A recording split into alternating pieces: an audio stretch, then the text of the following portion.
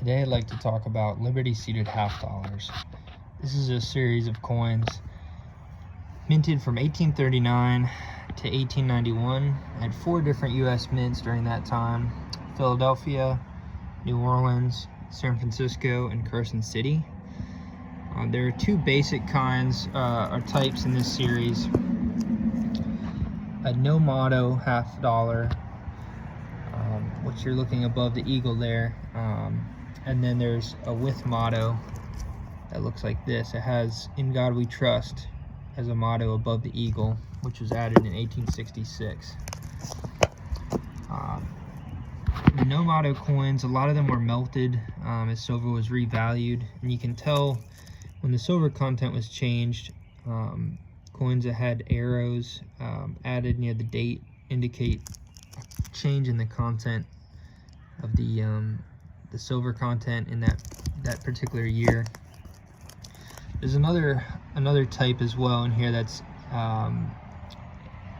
arrows and rays. This is 1853 arrows and rays, and the arrows are by the date there, and the rays are on the reverse around the eagle. So a few different types of half dollars in this series. It's in the gray sheet. There's about 130 or so with varieties. Some of those are over dates and relatively minor,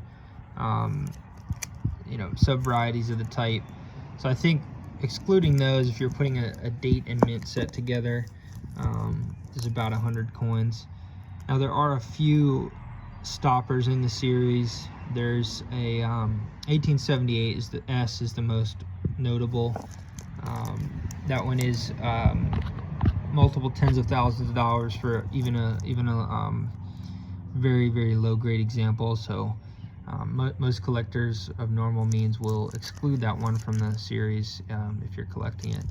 But I think the challenge here with this, putting together a nice set of half dollars, is originality. And it's something that I'm trying to really learn and put together a nice original set. So this is an example of a very common coin. It's about $100 coin, 1869 Philadelphia. But the surfaces on this one are really nice and original, and that's kind of what I'm looking for. I mean, there's a couple higher grade coins here that are much more expensive, and for the no motto pieces, I've tried to keep it XF and above. Some of the later dates, it's a lot of coins to go and put together an all AU or all XF set. So I'm kind of settling for a wider grade range, just focusing on the originality. And a lot of people will not consider like this 69S to be very eye appealing, but the originality is what I'm going for, and that's kind of a key piece of. So here's an 1875 CC. This is maybe one of the more affordable Carson City dates. I think the Carson Cities went from about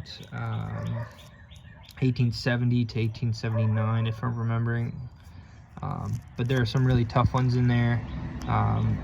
This one in particular is maybe a $350 coin, but really original. I mean, this traveled around and circulated at a time in the country when a lot of changes out west. It's interesting to think about what this might have seen. So I like that kind of lower mid grade with a nice original surface. It's kind of what I'm looking for most of these. And then for when I can afford it, I'm trying to do a nice original AU coin. I sent this one in and got it stickered, just to kind of boost the value and liquidity. But this is a nice original piece, and they don't look blast white normally. This one I got locally, and this one had a nice original look too. It's a little brighter white, but really good surfaces on this coin. 64, so this is probably the highest grade that I would even get for that series. A lot of the New Orleans dates are really tricky in mint state, very expensive. The 54O is maybe the most affordable one in mint state, but a lot of the early 1840s Philly mints are tough as well, 44, 45, and then you get into a lot more available dates starting about 56, and 58.0, 59.0. Those are some really common dates. If you're just searching eBay, you'll see a ton of them. They made a lot, and then they also a lot survived some of these shipwrecks that have been recovered. So you'll see a lot of 1850s New Orleans mint coins that are shipwreck pieces. Those normally go for about $300 or so each, 300 to 400. This is a nice original AU as well.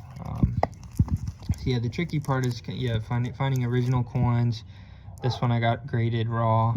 And some of the original ones don't always have the highest eye appeal, I guess, depending on your point of view, but they're very rare when you find a original $50, especially one in the XF plus range. So the mintage numbers is one thing to go by, and then the surviving pieces, but then the originality is kind of the next big thing for a coin that not only have survived but have survived in a unaltered state. And this is a good example of original coin as well. This 53.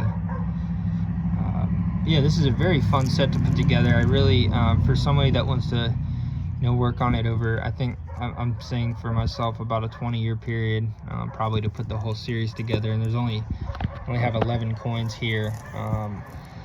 But yeah, a very fun set, and one that's worth considering if you're interested in history and American history. There's you go through pre-Civil War in the 1840s, through the 1860s, and then kind of the Wild West era in the 1870s and 80s, just ending in 1891 where the seated $50 series ends. But the Carson City dates are tough. Some of those are going to have to be low grade for myself, but